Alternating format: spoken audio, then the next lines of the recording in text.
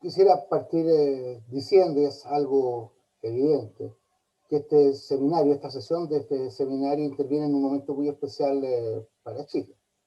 El fin de semana que recién pasó se celebraron elecciones, 4 elecciones, dentro de las cuales una particularmente importante, porque no se había realizado nunca en la historia de nuestro país, una elección para elegir convencionales constituyentes.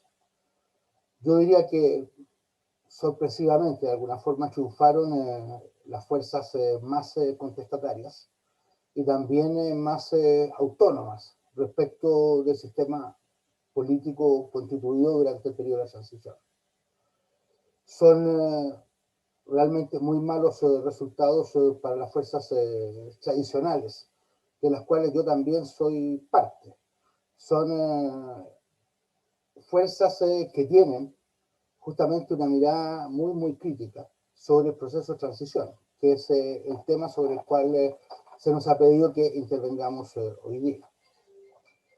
Yo quisiera partir de una primera constatación, que a mí me parece que es fundamental. Yo creo que no hay todavía un juicio ecuánime sobre la transición, proceso complejo, que tiene múltiples facetas, que tiene muchos claros y también tiene zonas grises y zonas más oscuras. Insisto, yo creo que no hay un juicio todavía ecuánime. En un primer periodo, yo diría durante todos los años 90, predominó sin prácticamente ningún tipo de contrapeso una visión ampliamente apologética. Era muy corriente hablar o escuchar hablar de Chile como un modelo. Era un modelo de transición, era un país que había logrado articular dos cosas que son muy difíciles de articular: la apertura política con la apertura económica. Chile estaba demostrando que en transición era posible crecer y comenzar a resolver muchos de los problemas sociales que se habían arrastrado durante el tiempo del régimen militar. Y desde el punto de vista de muchos indicadores, esos años 90 son una suerte de década dorada, que terminaron, sí, a finales de los 90 ya con la crisis asiática y con el comienzo de las dificultades que ha conocido Chile posteriormente. Pero yo diría que durante un tiempo largo predominó esta visión sin contrapeso, Chile como modelo. Eran los tiempos en donde muchos chilenos, de los cuales yo no era parte, salían a, a pregonar las virtudes del modelo chileno, el carácter ejemplar de la transición que se había desarrollado en nuestro país. Esto fue tan así que el presidente Elwin, el primer presidente de la transición, terminó su periodo con un altísimo nivel de aprobación, y quien lo continuó, el presidente Freddy Ruiz Tagle, ganó esa elección, la elección de 1993, en primera vuelta y con un score difícil que creo que no se ha vuelto nunca más a repetir como score de una elección presidencial en primera vuelta. Yo creo que efectivamente el paso pacífico de la dictadura a la democracia tuvo una dimensión ejemplar. Fue algo realmente sorprendente que pudiera hacerse posible una transición pacífica luego de 17 años de un régimen militar, de una dictadura, para decir las cosas por su nombre, encabezada por alguien como el general Pinochet. Ahora, por oposición a esta visión apologética, ya a finales de los 90, principios de los 2000, se comenzó a desarrollar una visión crítica de la transición, que comenzó a poner la mirada en los puntos más complejos y que alcanzó su apogeo en el estallido de octubre del 2019. Y quizás la expresión sintética de esta visión extremadamente crítica es la consigna ampliamente extendida en nuestro país de que no son 30 años, sino son 30 pesos. Los 30 años se refieren al periodo que va de 1990 al 2020. A mí personalmente me parece que esa consigna es una consigna extremadamente injusta. Por de pronto deja de lado los 17 años de dictadura y se concentra en el periodo de transición y no da cuenta de los múltiples avances en materia de restablecimiento de las libertades, de reinserción internacional, de crecimiento económico y un dato súper importante, disminución de la pobreza. Al finalizar el régimen militar, Chile tenía del orden del 40% de la población en condiciones de pobreza. Hacia el 2020 ese porcentaje había bajado al 12, entre 11 y 12%, una rebaja sustancial del porcentaje de la población que vive en condiciones de pobreza. Yo quiero decir que personalmente no comparto ninguna de las dos lecturas. No comparto ni esta lectura autocomplaciente de Chile como modelo, ni tampoco comparto la lectura que estaba a la base del estallido, de esto que consiste en decir no son 30 años, no son 30 pesos, son 30 años. Quiero decir que más aún, a mí se me da en mi caso una cierta paradoja. Yo fui parte fundamental de la dirección política de la transición en las luchas democráticas de los 80 y posteriormente en el proceso de reconstrucción. Fui ministro de Economía, el primer gobierno, pero quiero decir que fui crítico de la transición. Soy, por lo demás, impulsor de la revisión crítica más profunda que se buscó hacer hacia finales de los 90, cuando comenzamos a percibir los primeros problemas. Ya en una elección parlamentaria del año 97, perdimos una cantidad, la coalición de gobierno perdió ya una cantidad importante de votos.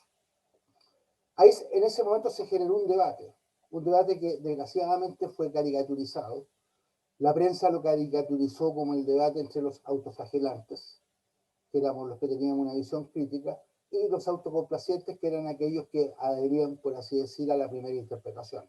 La de un Chile como modelo, un Chile que funcionaba bien más allá de todas sus dificultades. Creo que un gran problema que tuvo la coalición fue el no haber desarrollado formalmente y abiertamente este debate, porque formalmente se clausuró el debate. Se estimó que era un debate que no conducía, venían nuevas elecciones presidenciales, estaba la posibilidad que Ricardo Lagos fuera presidente de Chile y por tanto por razones electorales ese debate no se desarrolló, pero se mantuvo en sordina, se comenzaron a generar vetos cruzados al interior de la coalición, que era la concertación. Creo que en los hechos, por la política de los hechos consumados, se impusieron más bien las ideas neoliberales. Ahora, para redondear esta primera conclusión, yo diría que yo espero que el tiempo rescate una interpretación más ecuánime de la transición chilena.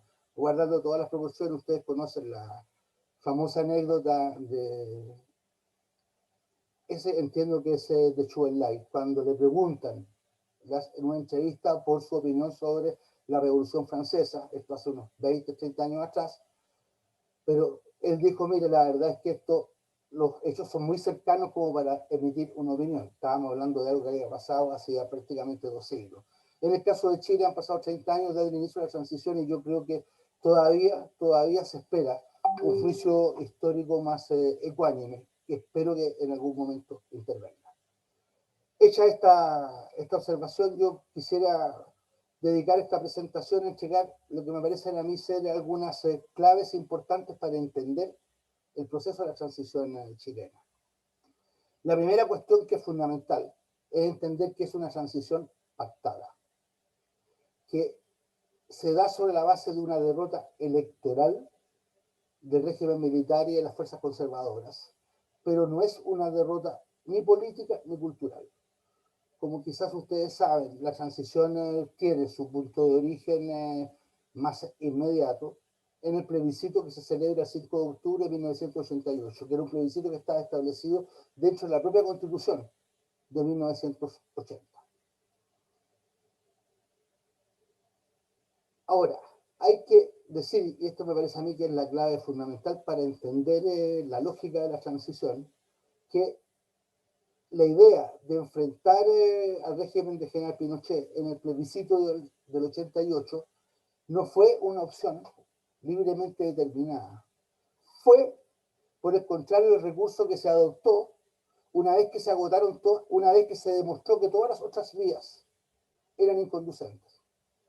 En Chile se ensayó, inmediatamente después del golpe militar, se ensayó la vía armada para enfrentar a la dictadura. Quienes protagonizaron la vía armada terminaron finalmente protagonizando un gran exterminio. Luego, eso se produjo en los años 70 y también en los 80. Hubo un intento serio protagonizado por el Partido Comunista a través del Frente Patriótico Manuel Rodríguez, que incluso atentó en contra de la vida del general Pinochet. Todos esos intentos por la vía armada terminaron mal, terminaron en derrotas para sus protagonistas. Posteriormente, ya en la segunda mitad de los 80, se intenta la estrategia de la desobediencia civil, la estrategia de la huelga nacional. Se hace convocada por lo que se llamó la Asamblea de la Civilidad, de la cual personalmente fui parte, que era la confluencia de las principales organizaciones sociales del país. Se intentó una huelga nacional los días 2 y 3 de julio de 1986. La verdad es que se paralizó el primer día del país, particularmente las ciudades más importantes, pero al momento de evaluar ese día ya en la noche, el día 12 de julio, nos dimos cuenta que no estábamos en condiciones de sostener esa huelga durante un tiempo largo como para hacer caer al régimen. Resultado de lo cual también esa estrategia demostró sus limitaciones. Era un poco lo que le pasaba a los antifranquistas en España, que siempre vivían pensando en el momento de la huelga general y que cuando Franco iba a caer y finalmente murió en su cama.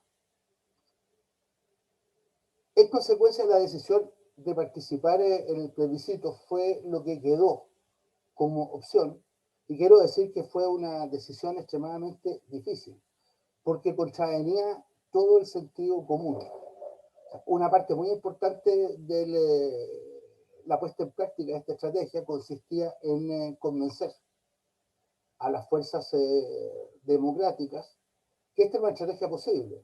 Y había que enfrentar la afirmación que hacía mucha gente, que a uno lo miraba con cara inteligente, diciéndole: ¿cómo se te ocurre a ti que el general Pinochet puede organizar un plebiscito para perderlo?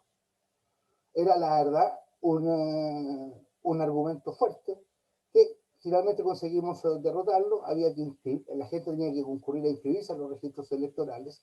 Hubieron fuerzas políticas importantes. El Partido Comunista, por ejemplo, desarrolló toda una campaña muy agresiva diciendo que inscripción era igual traición, que esto significaba hacer el juego a la dictadura.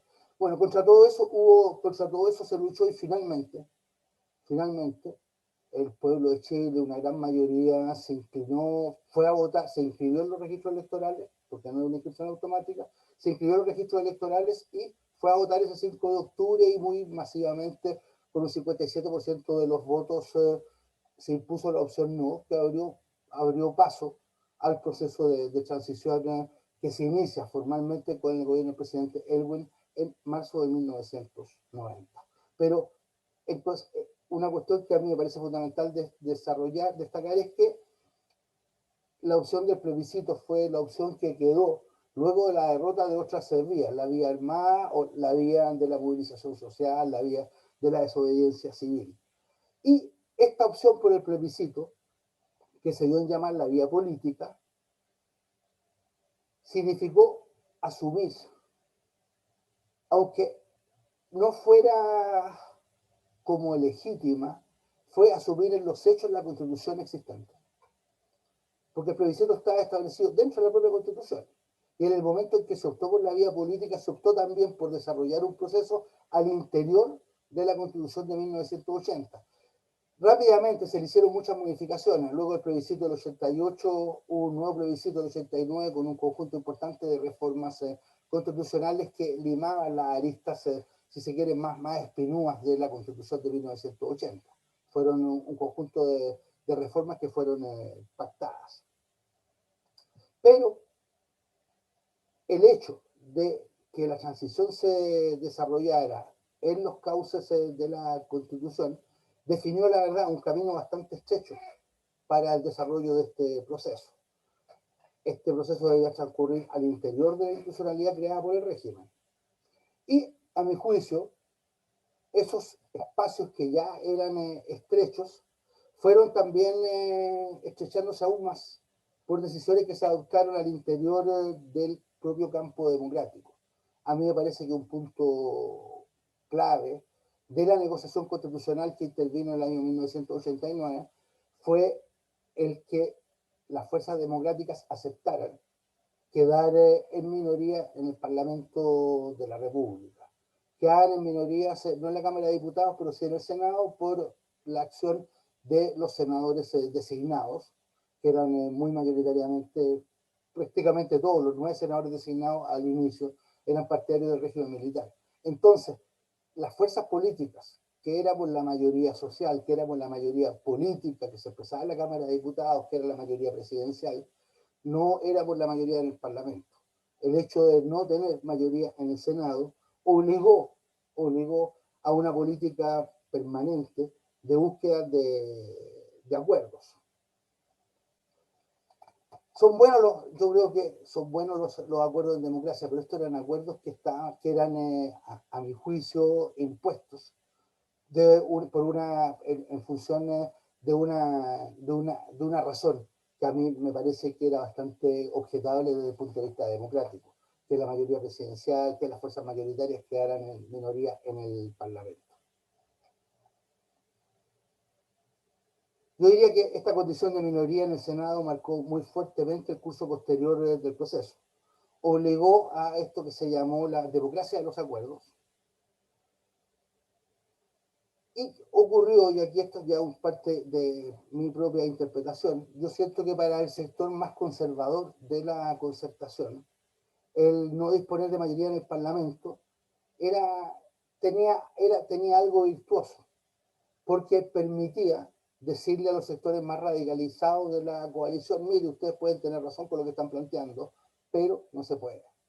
Pero no hay condiciones en el Parlamento para avanzar en esa dirección, y por tanto entonces todo terminó siendo objeto de acuerdo, objeto de tratativas, objeto de negociaciones. Ese argumento fue el que yo creo que limitó en una medida muy importante los impulsos transformadores de la coalición de gobierno, que era una coalición de centro-izquierda.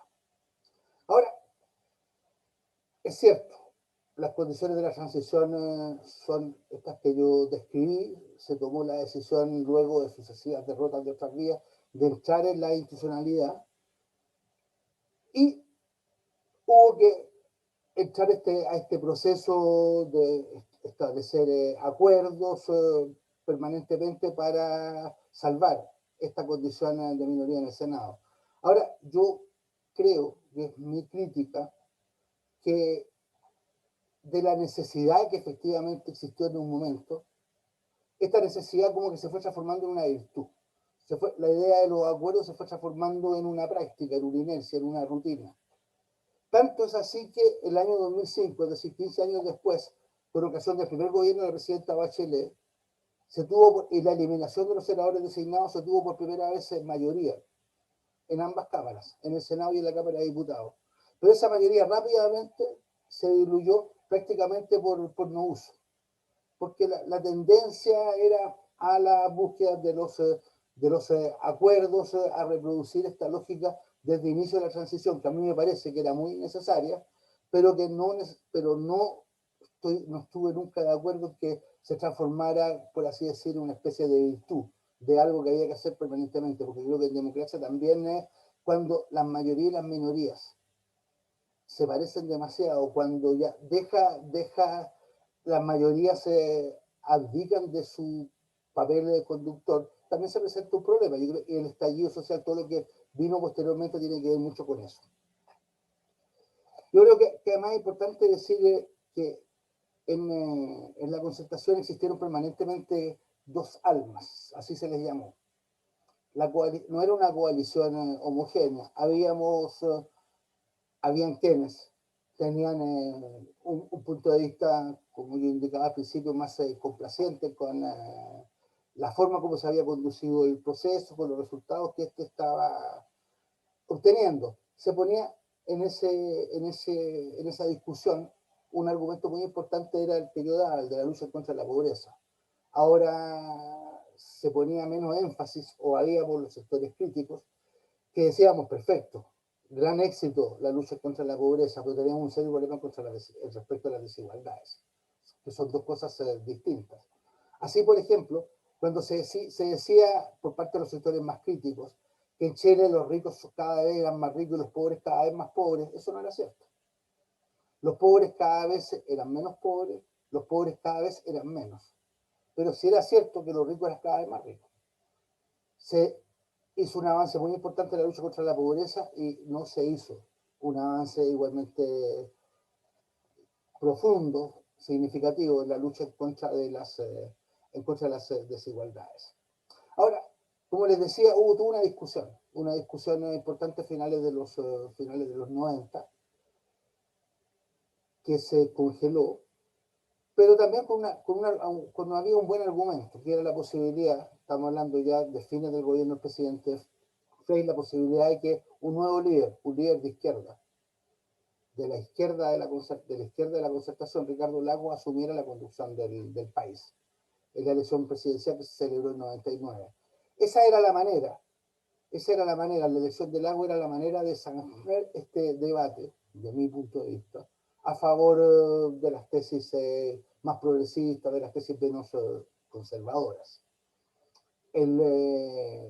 La nominación de Ricardo Lagos, candidato único de la concertación, se hizo a través de unas primarias. En esa campaña, Ricardo Lagos planteó con mucha fuerza la idea de que mañana iba a ser otro Chile. Por tanto, entonces, una promesa de cambio fuerte, de cambio radical. Ocurrió, sin embargo, que los resultados de esa elección presidencial en la primera vuelta fueron resultados bastante estrechos. Ricardo Lagos en la primera vuelta le ganó a Joaquín Lavín, al candidato de la derecha, solamente por 30.000 votos, es decir, prácticamente un voto por mesa. Todo lo cual hizo que de cara a la segunda vuelta se moderara fuertemente este ímpetu de cambio que tenía el proyecto del presidente Lagos y termináramos finalmente en una administración que no estableció una ruptura significativa respecto a lo que habían sido los gobiernos anteriores.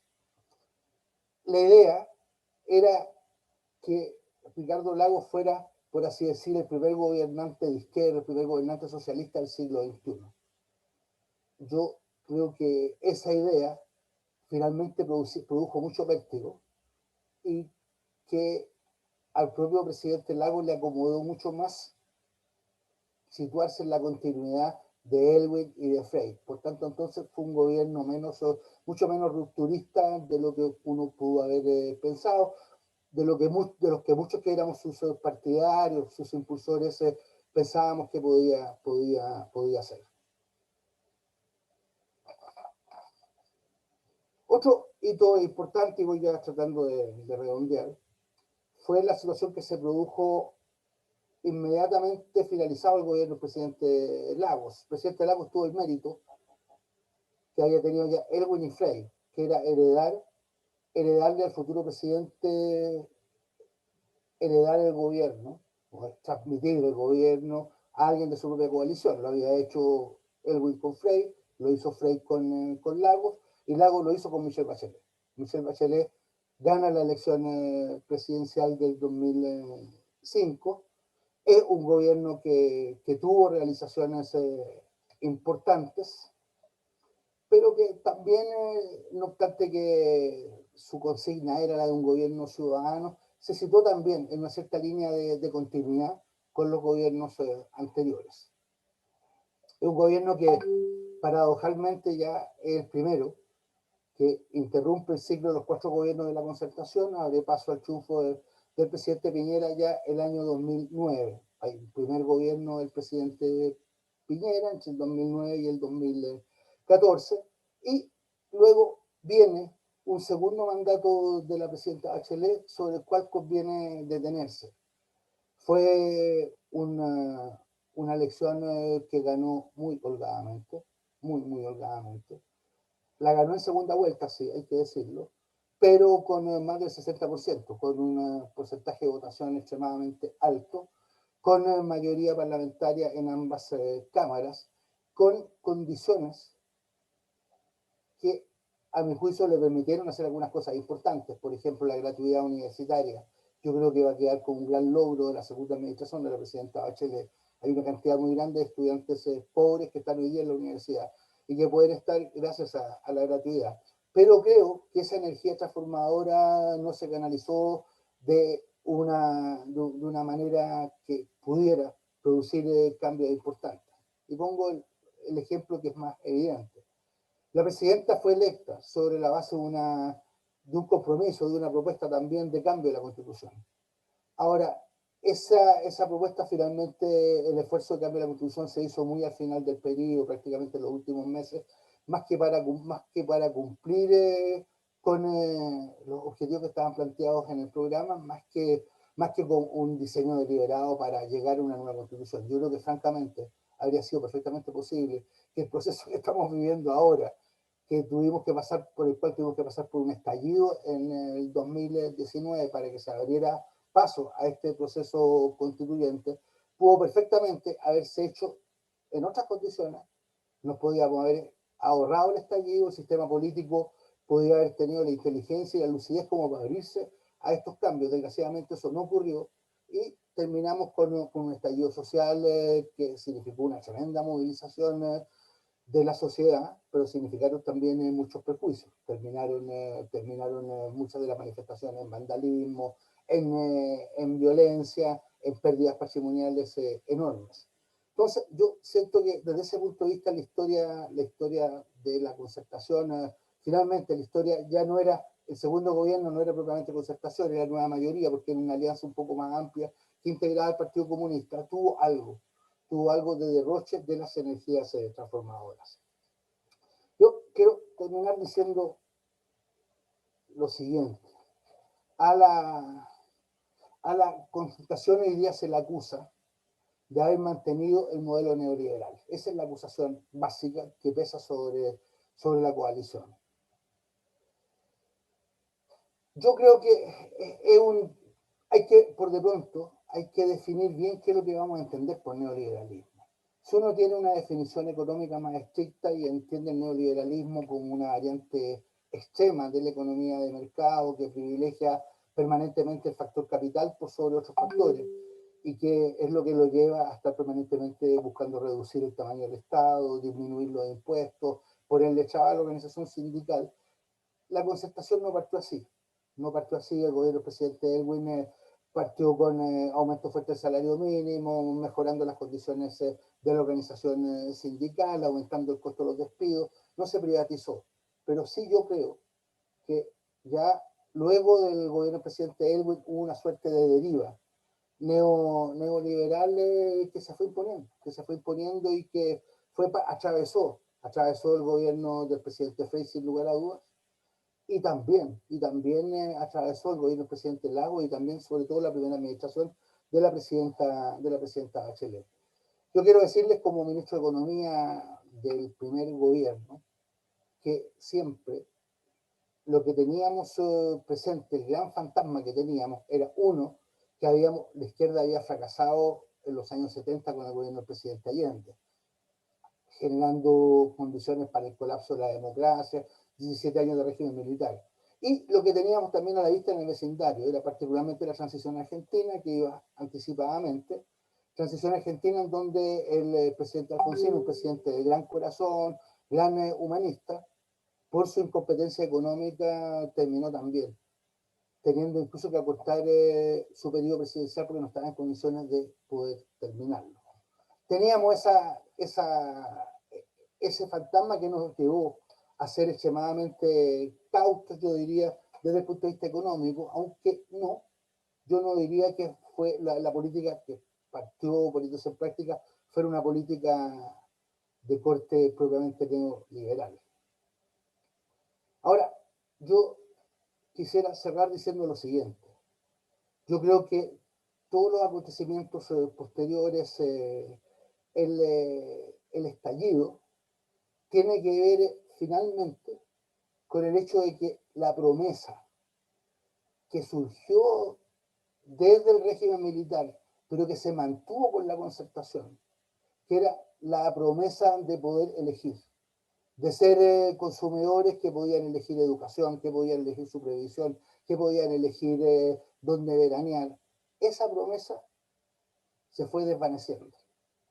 Yo creo que lo que emergió del régimen militar fue más bien una sociedad de consumidores, una sociedad de mercado, en donde las personas compraban previsión, compraban educación, compraban salud en función de sus recursos. Y desde ese punto de vista yo creo que hay una autocrítica muy fuerte que hacerse al mundo que yo represento, el mundo de la concertación, porque no fuimos capaces de romper con eso. No fuimos capaces de avanzar hacia lo que debía haber sido una sociedad de ciudadanos, en donde lo que primara no era el poder de compra de cada cual en el mercado, sino que el ejercicio de ciertos derechos sociales.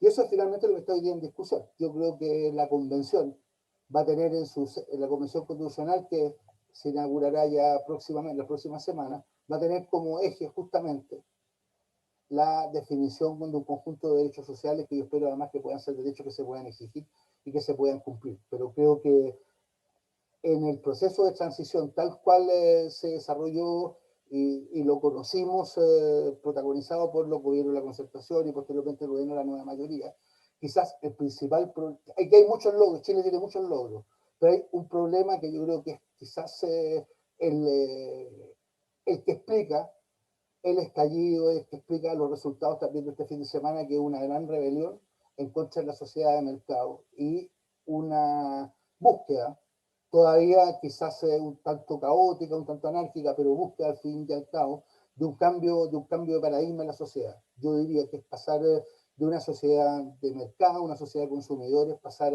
a una sociedad de ciudadanos. Esa es la tarea que está planteada hoy día en Chile y yo espero de todo corazón que esto pueda llegar a buen puerto. Muchas gracias. Muchas gracias, don Carlos, por su presentación, por el tiempo, además, muy respetuoso del tiempo. Y damos la palabra a don José García Ruminot. Recuerdo a todos quienes están participando, ya tenemos sobre 100 alumnos que se han incorporado, que pueden formular sus preguntas directamente dirigiéndolas a mí, que estoy coordinando hoy día la sesión, y después los hacemos aparecer a todos juntos en pantalla. Don José García, por favor, tiene la palabra. Muchas gracias, Juan Pablo. Muy buenas tardes. Saludo a todos quienes se han conectado para dar continuidad a este seminario de líderes católicos. Quisiera, en primer lugar, decir que no hay una opinión unánime en relación con el periodo de transición. Hay quienes sostienen que el periodo comenzó en 1983, ya voy a explicar por qué, y terminó en 1989 con el triunfo de don Patricio Aylwin en las elecciones presidenciales de ese año. Sin embargo, también hay quienes señalan de que la transición termina bajo el gobierno del presidente Ricardo Lagos, cuando se modifica nuevamente la Constitución, se pone término a los senadores designados o senadores institucionales y se pone término a la inamovilidad de los comandantes en jefe de las Fuerzas Armadas. Y hay quienes incluso sostienen que la situación que Chile está viviendo hoy es parte de la transición que comenzó probablemente en el plebiscito del año 88 y que vería su término con la Convención Constitucional que va a comenzar su funcionamiento en aproximadamente unos 30 días más. Veamos en general los historiadores, los analistas, los cientistas políticos, ¿por qué mayoritariamente, diría yo, señalan el periodo de transición como aquel que transcurre entre los años 1983 a 1989? El año 1980, en realidad el año 1982, pero se expresa con mucha fuerza el año 1983, una fuerte crisis económica. Y la oposición al gobierno militar comienza a tener orgánica, comienza a tener una organización, comienza también a hacerse notar, a hacerse sentir. Ese año 1983 el Producto Interno Bruto cayó en un 14,4%. De verdad, una crisis económica y social de gran magnitud. La inflación ascendió al 20%. Quebraron muchas empresas. Se produjo la intervención de la banca y como consecuencia de la intervención de la banca, lo que por años se llamó la deuda subordinada. El Banco Central fue al rescate de la banca mediante préstamos en condiciones bien favorables que la banca tuvo que devolver a través de varios años, muchos años. La cesantía del año 1983, el dato oficial de cesantía fue del 26%. Y naturalmente, como sabemos, la cesantía golpea más a determinados grupos. Y se estima que en los jóvenes era entre 30, 35, 40% de desempleo. Por lo tanto, comienza también el año 83 las jornadas nacionales de protesta. Y el Partido Comunista impulsa una política de combatir al régimen militar por la vía insurreccional. Fruto de todas estas protestas, de que la situación era realmente desde el punto de vista económico y social muy dura, muy difícil, y desde el punto de vista político era también extraordinariamente complejo, el gobierno toma la decisión de nombrar ministro del Interior para producir una apertura política a don Sergio Onofre Jarpa. Don Sergio Onofre Jarpa había sido electo senador por Santiago en las elecciones de marzo de 1973. Posteriormente había sido embajador de Chile ante Argentina y era una persona eminentemente política. Y tengo que decir, porque lo recuerdo, el nombramiento de don Sergio Onofre Jarpa fue muy bien recibido por todas las fuerzas políticas, incluyendo, por supuesto, la oposición. En diciembre de ese año se crea el Frente Manuel Rodríguez y es asesinado el intendente de Santiago, el general Carol Ursúa. En 1984, en una nueva jornada de protesta, fallece el sacerdote francés André Yarlán en la población La Victoria, generando una situación extraordinariamente difícil, extraordinariamente compleja. Pero también ese año, en el Vaticano se suscribe el Tratado de Paz y Amistad entre Chile y Argentina. Lo menciono porque, tal como lo señaló Carlos Ominami, en el año 1978 nosotros estuvimos a punto de ir a una guerra con Argentina por la situación del canal de Beagle y las tres islas contiguas. Tal como lo dijo Juan Pablo en su relato respecto de Monseñor Francisco Valdés Subercasó, él fue decisivo, el padre Pancho, así lo conocemos en la Araucanía. El padre Pancho fue decidido. Se dice que él mismo llamó al Papa y le pidió la intermediación. Llamó al nuncio, en fin. Bueno, y ese proceso de negociaciones con Argentina, de tratativas con Argentina, finalmente tiene su fruto el año 1984 con la firma en el Vaticano del Tratado de Paz y Amistad entre Chile y Argentina. En 1985, un terremoto asola la zona central del país.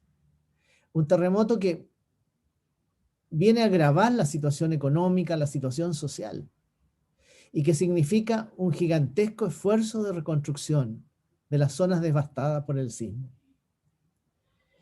Ese año 1985 se suscribe el Acuerdo Nacional para la Transición a la Plena Democracia, por iniciativa del arzobispo de Santiago, cardenal Juan Francisco Fresno. Tengo que decir que el ambiente político era muy, muy difícil. Todo el mundo se preguntaba, ¿qué va a pasar? ¿Qué va a suceder? ¿Va a ganar la vía insurreccional que planteaba el Partido Comunista? ¿Van a ganar los sectores más moderados de la oposición? ¿Qué va a hacer el gobierno? En fin. Por lo tanto, este Acuerdo Nacional para la Transición a la Plena Democracia, repito, por iniciativa del cardenal Juan Francisco Fresno, fue una suerte de bálsamo. Se aquietaron los espíritus, se aquietaron los ánimos y los sectores políticos, derecha, izquierda, centro, comenzaron a conversar. Comenzaron, yo diría, a tener sus primeros aprontes. Sin embargo, don Sergio Nofre Jarpa, que aspiraba a ir más rápido en la apertura política, finalmente no tiene apoyo en el general Pinochet y renuncia al Ministerio del Interior, generando, por supuesto, una tremenda incertidumbre respecto de lo que vendría más adelante. Ese año también renuncia a la Dirección General de Carabineros el general César Mendoza y por supuesto renuncia también a la Junta de Gobierno. ¿Qué motiva la renuncia del general César Mendoza? Bueno, gravísimos hechos de sangre en que se vieron involucrados funcionarios de dicha institución. En el año 1986, el relator especial de Naciones Unidas entrega un documento a ese organismo donde denuncia la violación de los derechos humanos en Chile. Pero también ese mismo año, el Frente Manuel Rodríguez atenta contra el presidente Pinochet en el Cajón del Maipo, donde muere uno de sus escoltas. En 1987 visita Chile su santidad Juan Pablo II. Y yo diría que fue otro bálsamo para nuestro país. El país se preparó conscientemente, entusiastamente. Las calles de las ciudades que visitó Juan Pablo II estaban repletas de personas que los saludaban con devoción, con cariño y con mucha gratitud. Porque esencialmente la visita de Juan Pablo Sepúlveda, del Papa Juan Pablo II, estaba en el marco de lo que había sido y de lo que era el acuerdo de paz y amistad entre Chile y Argentina que nos había evitado la guerra. Fueron, si mal no recuerdo, 5 días la visita de Juan Pablo II. Yo creo que es uno de los hechos históricos más relevantes y que seguramente va a ser recordado por mucho, mucho tiempo. En esa oportunidad, la visita de Juan Pablo II, bueno, él tuvo muchos gestos que yo creo que ayudaron mucho al reencuentro entre nosotros los chilenos. También hubo hechos de violencia. Recuerdo la misa en la población La Bandera, que terminó en graves incidentes. Recuerdo el abrazo de Juan Pablo II acogiendo a una persona que había sido Carmen Gloria Quintana, que había sido quemado su rostro en una de las protestas que habían habido meses atrás. El llamado del Papa señalando que Chile era un país de entendimiento y no de enfrentamiento. Y la frase, el amor es más fuerte, caló muy hondo en la conciencia del pueblo chileno. católicos, no católicos. Realmente, la voz del Papa Juan Pablo II fue una voz potente a la conciencia del alma nacional.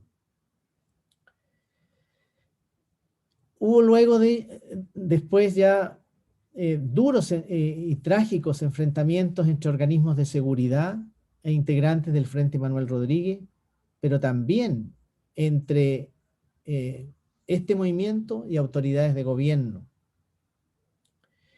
En 1988 se crea la Concertación de Partidos por la Democracia. Y lo señalo y lo destaco como parte del proceso de transición porque esta coalición política tuvo una larga duración, 30 años.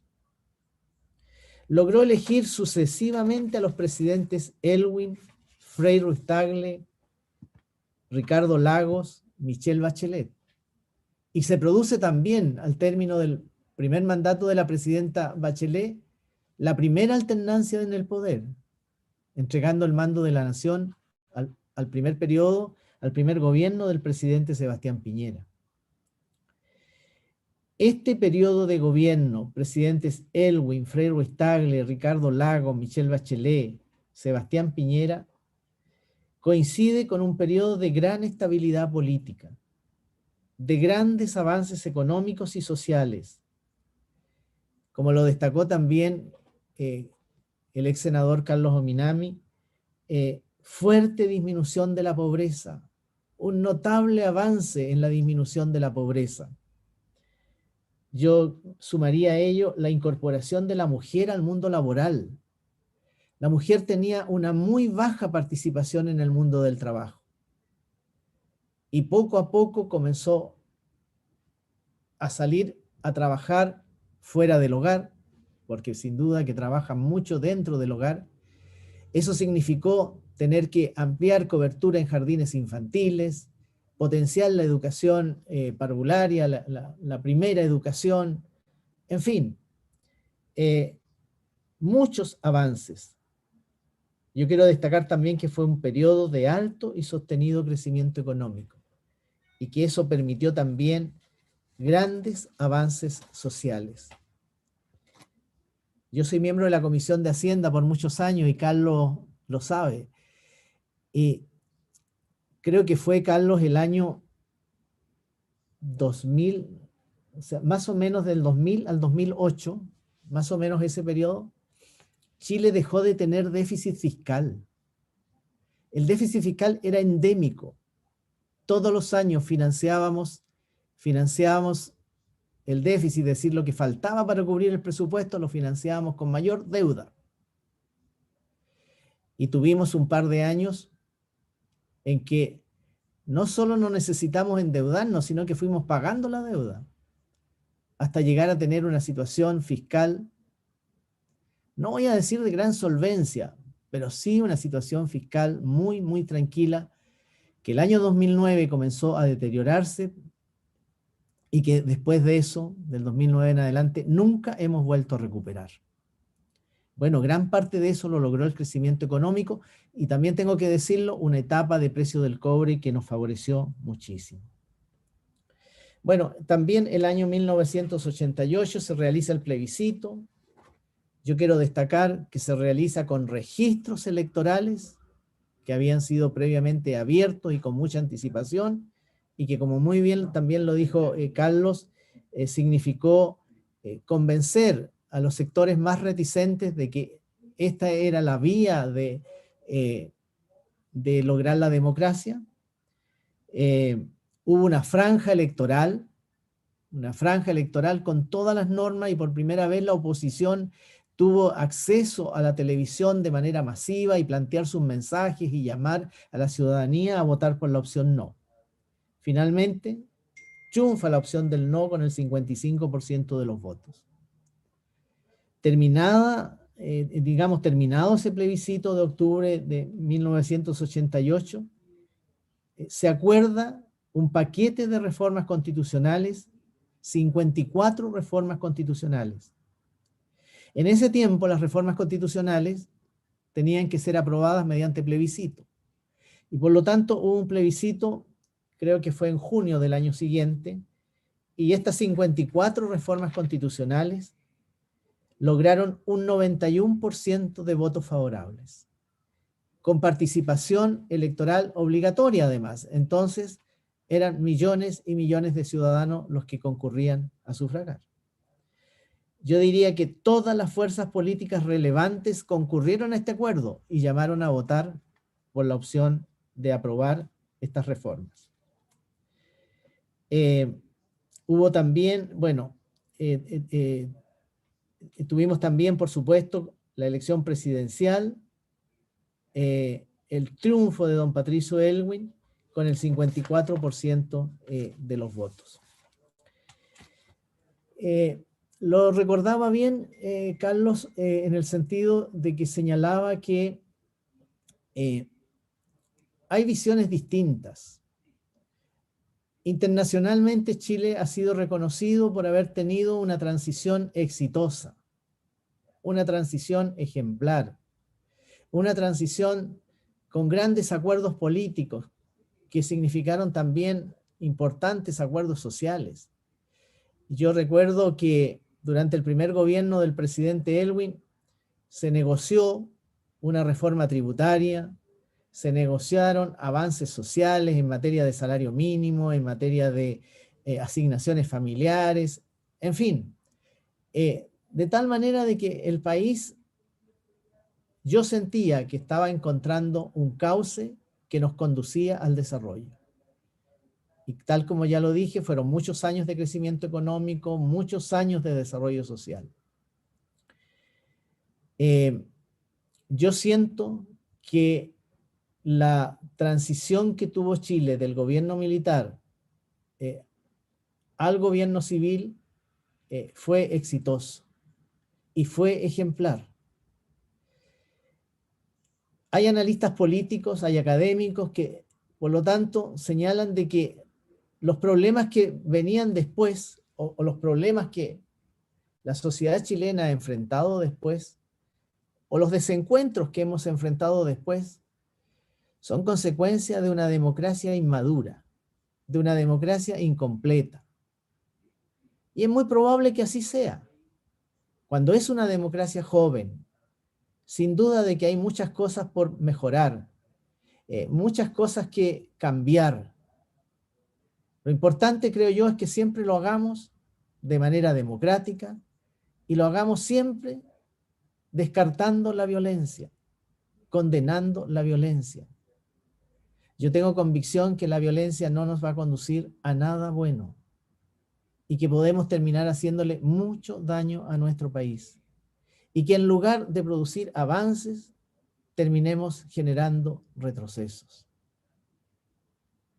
El proceso que hemos vivido ayer, esperamos que se desarrolle, es sorpresivo, los resultados son sorpresivos, por supuesto, pero nosotros tenemos que tener la mirada puesta con optimismo, con confianza, esperar que la Convención Constitucional logre los acuerdos que permitan proponer a la ciudadanía, porque yo quiero recordar eso, la Convención Constitucional lo que va a hacer es proponer a la ciudadanía un texto constitucional, texto que va a tener que ser ratificado por la ciudadanía en un plebiscito de voto obligatorio. Nos queda por delante un proceso. Yo confío en Dios que va a bendecir a Chile y que este proceso va a terminar siendo exitoso, va a terminar siendo, va a tener un gran sentido para nuestro país. Eso es lo que todos esperamos y creo que eso es a lo que todos, más allá de nuestras particulares miradas, es a lo que todos debemos contribuir. Muchas gracias.